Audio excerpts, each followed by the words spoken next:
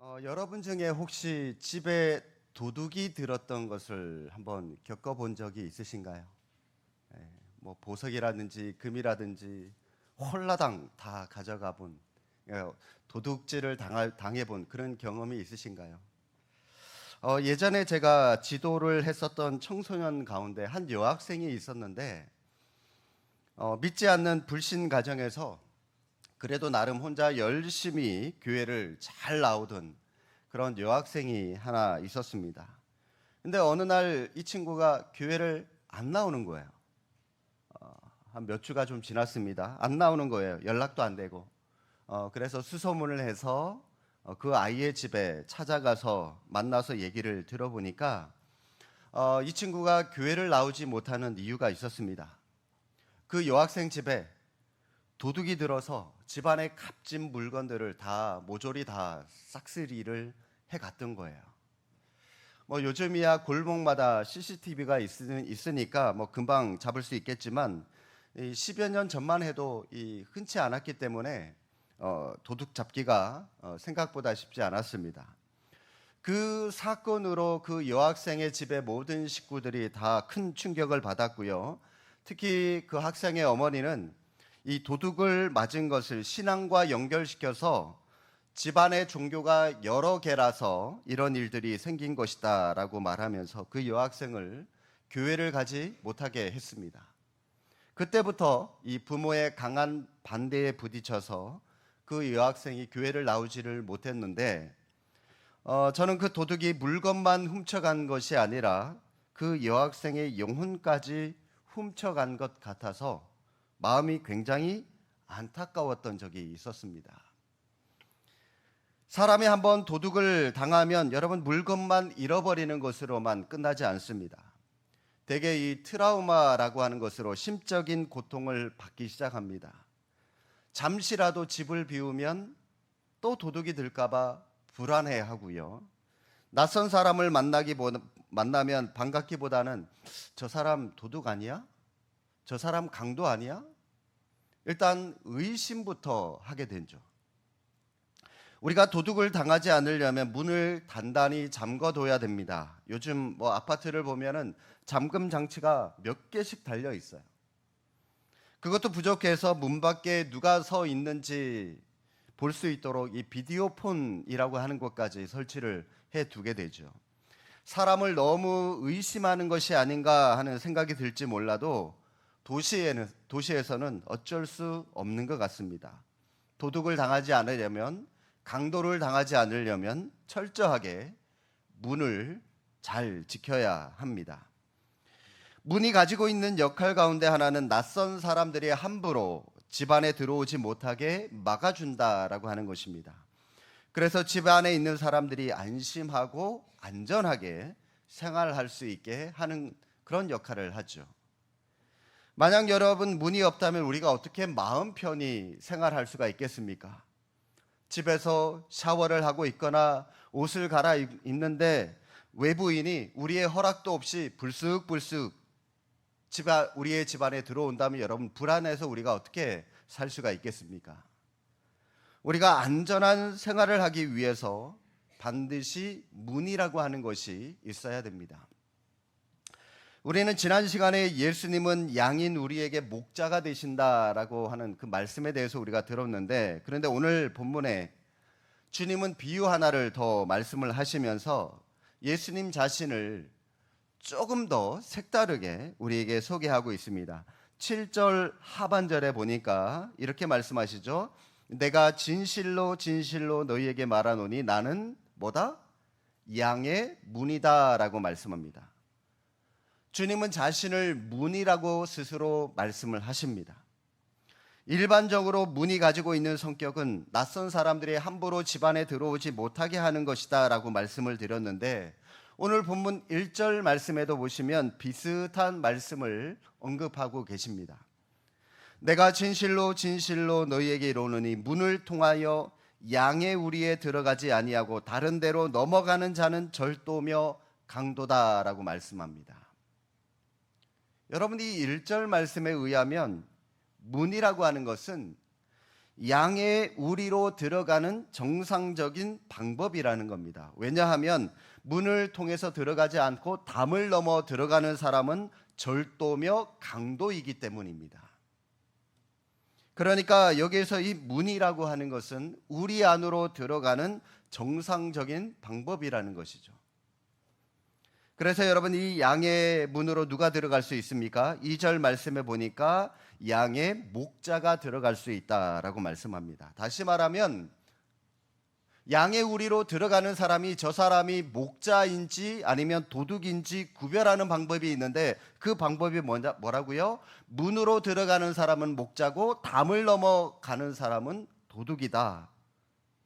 따라서 주님이 문이다라고 하는 말씀은 바른 목자를 분별하는 기준이 된다는 것입니다.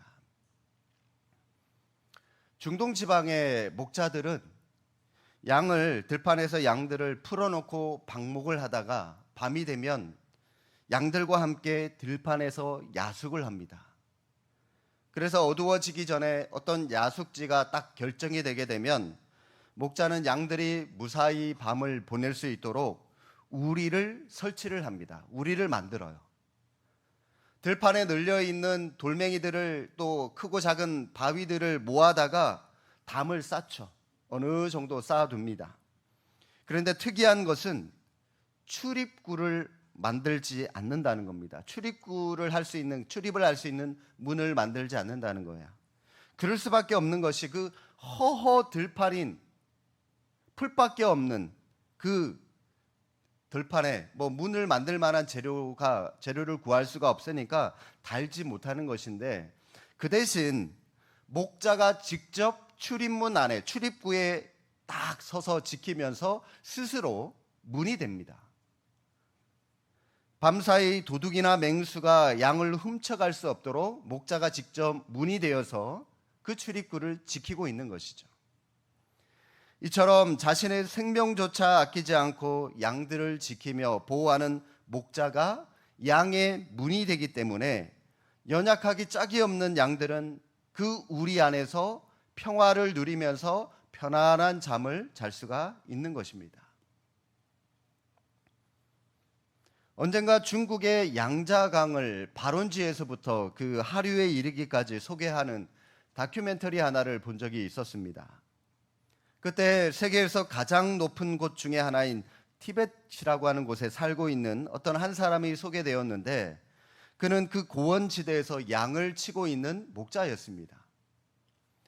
그의 일상을 어떤 취재진이 따라다니면서 취재를 하는데, 고원지다 보니까 얼마나 추웠던지 카메라가 얼어붙어서 작동을 하지 못할 그런 지경에 이를 정도였습니다. 취재진들은 두꺼운 텐트를 치고 뒤에 그 텐트 안에서도 부들부들 떨면서 하루하루를 지내고 있는데, 그런데 놀랍게도 그 목자는 텐트 안이 아니라 양의 우리 앞에 모포를 깔아놓고 또 모포를 덮고 우리 앞에서 잠을 자고 있는 거예요. 깜짝 놀란 기자가 왜 그런 추운 곳에서 잠을 자냐 물으니까 맹수의 습격으로부터 양을 지키기 위해서입니다라고 하는 지극히 간단한 대답을 했습니다. 그 혹한의 고원에서 그날 밤 양들이 편안하게 쉴 수 있었던 것은 살을 내는 추위에도 아랑곳하지 않고 자신의 생명을 던져서 양들을 지키는 목자가 있었기 때문입니다.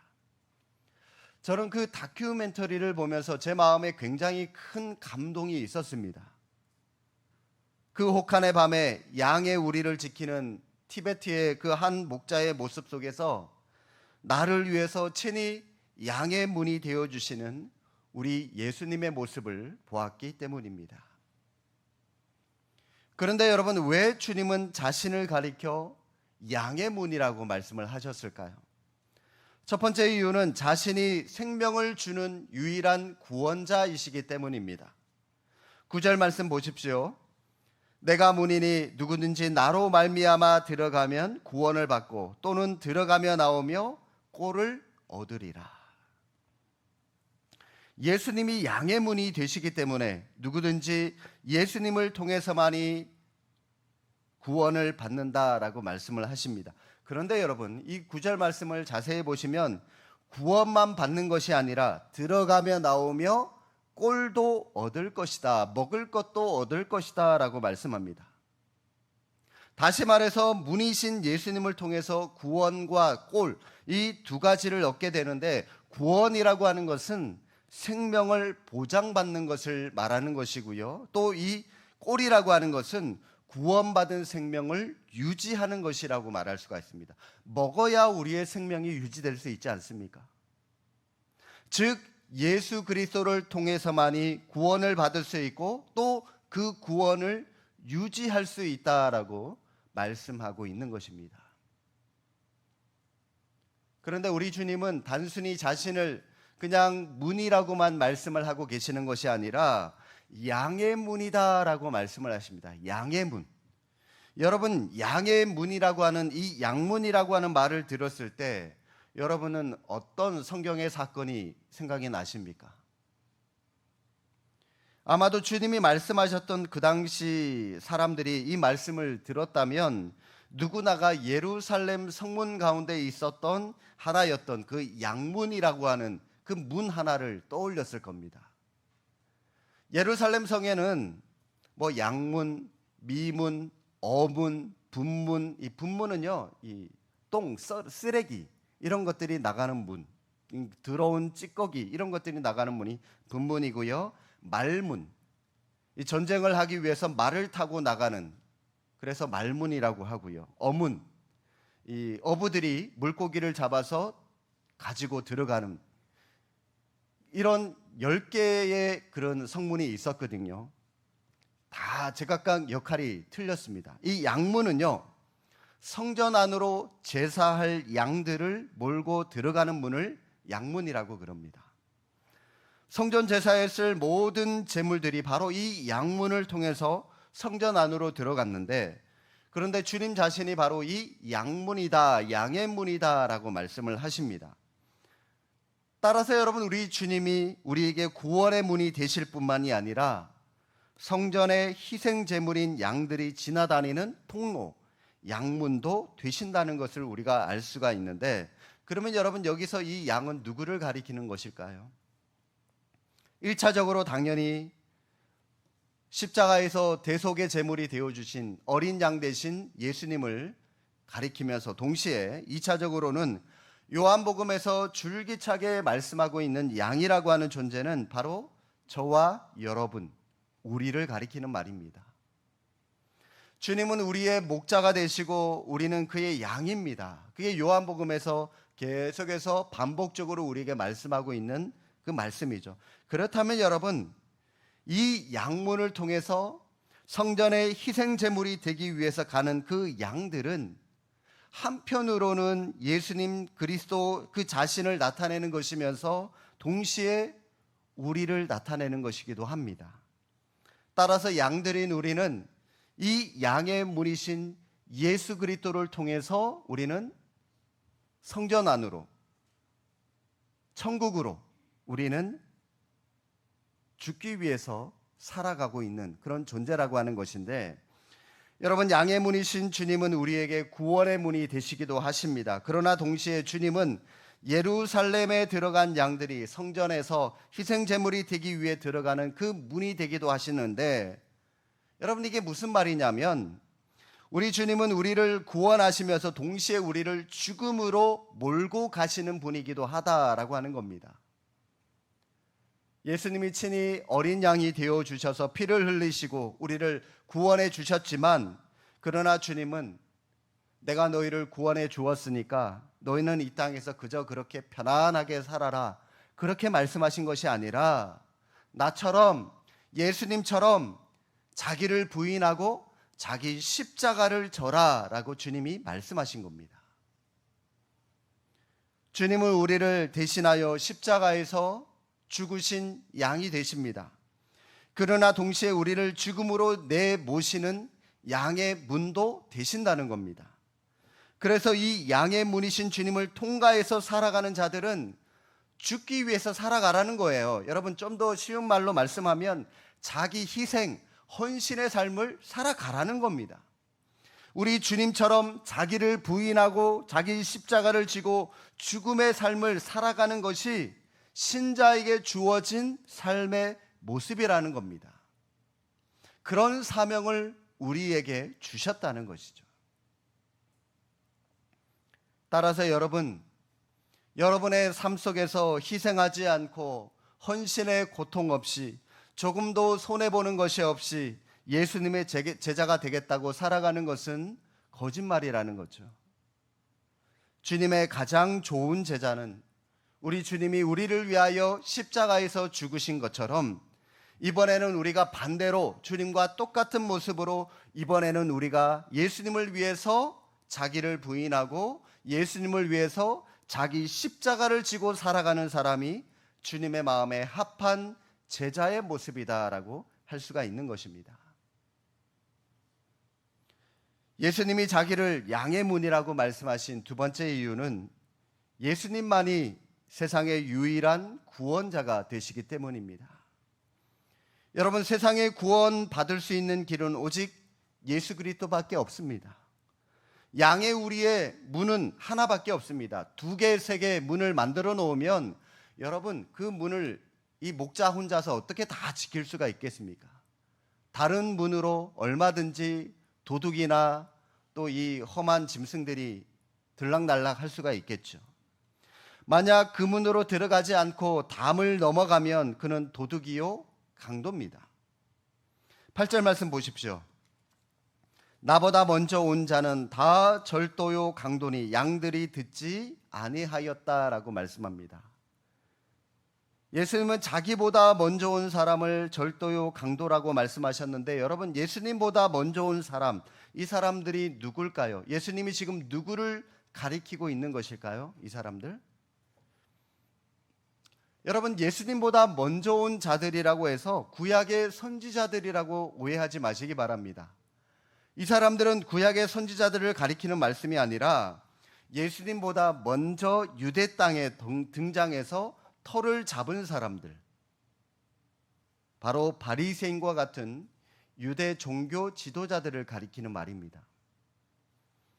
이 사람들은 이스라엘 백성들에게 영적으로 문과 같은 존재들이었습니다. 그런데 여러분, 정작 그들은 어떤 짓을 했습니까? 그들은 영적으로 이스라엘 백성들에게 문이 되면서도 오히려 그들은 천국 문을 막아버렸어요. 아무도 천국으로 들어가지 못하도록 그들은 막아버렸습니다.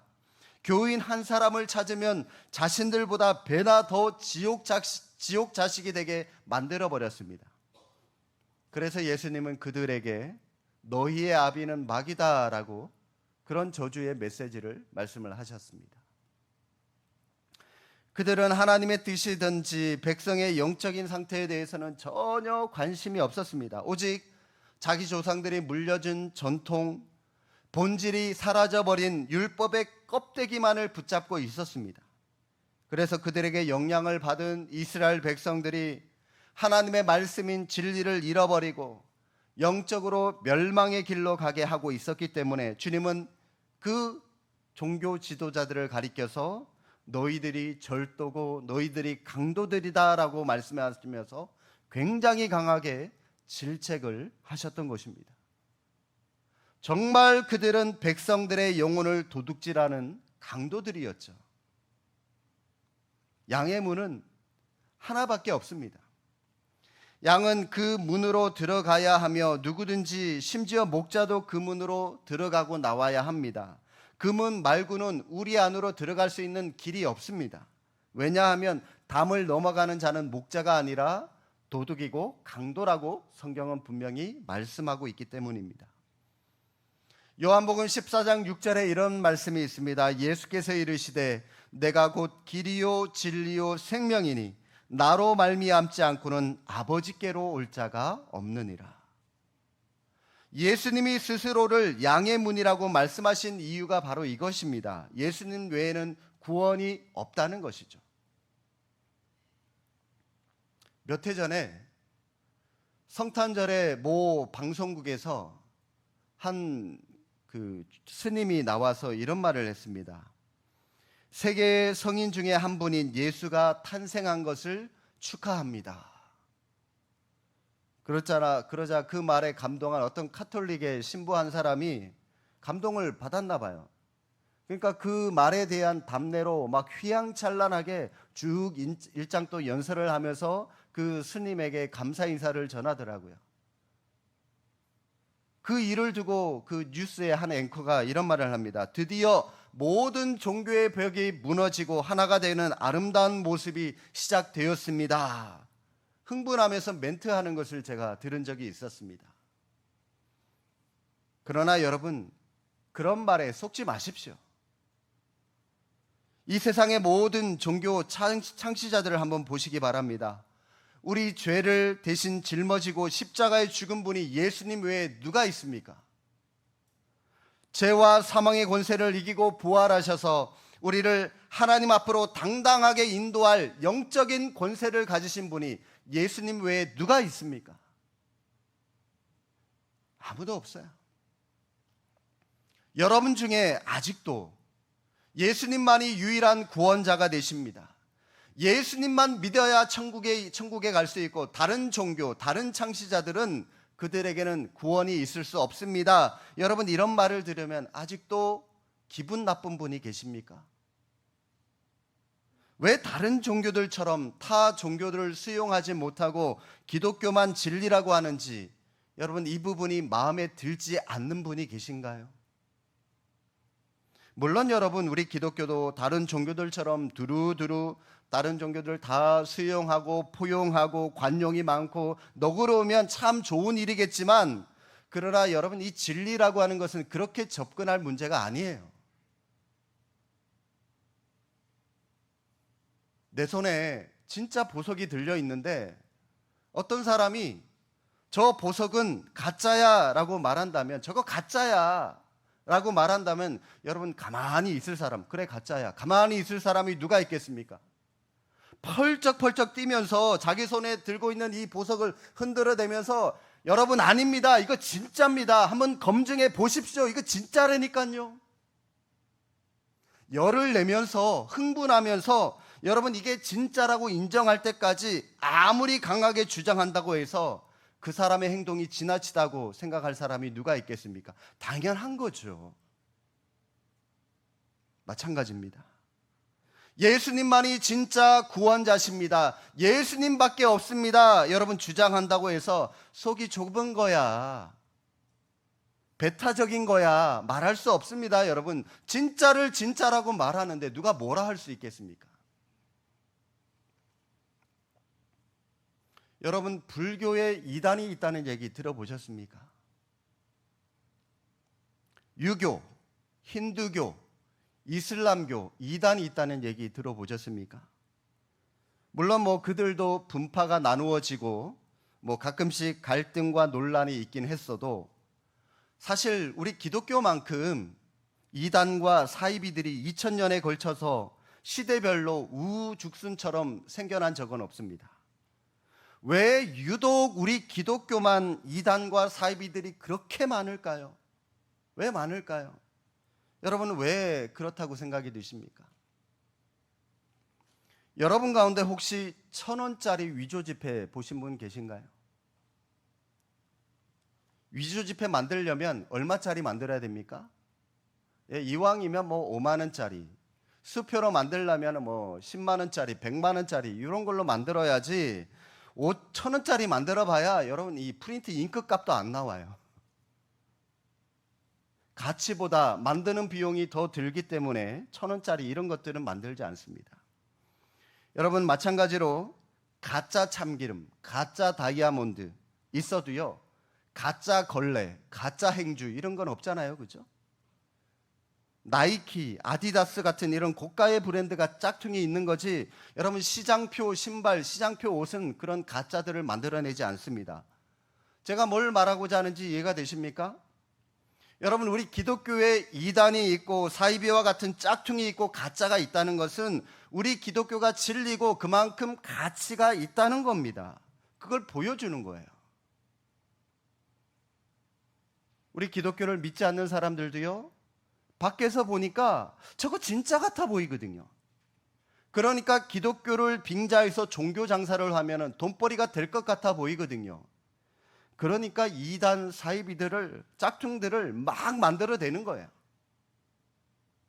짝퉁들이 많으면 많을수록 그만큼 여러분 우리 기독교가 그만큼 진짜고 진리라고 가치가 있다는 것을 저는 반증하는 것이라고 생각이 듭니다. 그런데 여러분 타 종교는요 짝퉁이 없어요. 왜요? 가치가 없거든. 참고로 여러분 우리나라에 이단들이 몇 개가 있는지 아십니까? 제가 알고 있는 것만 해도 200개가 넘어요. 그만큼 가치가 있다는 거죠. 사랑하는 성도 여러분, 예수님만이 우리에게 생명을 주시는 유일한 구원자, 양의 문이 되십니다. 양의 문이신 예수님을 통해서만이 우리는 구원을 받을 수 있으며 동시에 예루살렘 성전의 희생 제물이 되기 위해서 들어간 이 양문을 통과한 양처럼 우리는 양의 문이신 주님을 통과함으로 자기 희생, 헌신의 삶을 살아가야 하는 그런 사명도 우리가 동시에 받았습니다. 예수 그리스도처럼 자기 희생, 헌신으로 문 영혼의 구원을 이뤄나가는 그런 복된 삶을 살아가는 우리 모든 믿음의 권속들 다 되시기를 주님의 이름으로 축복합니다. 기도하겠습니다.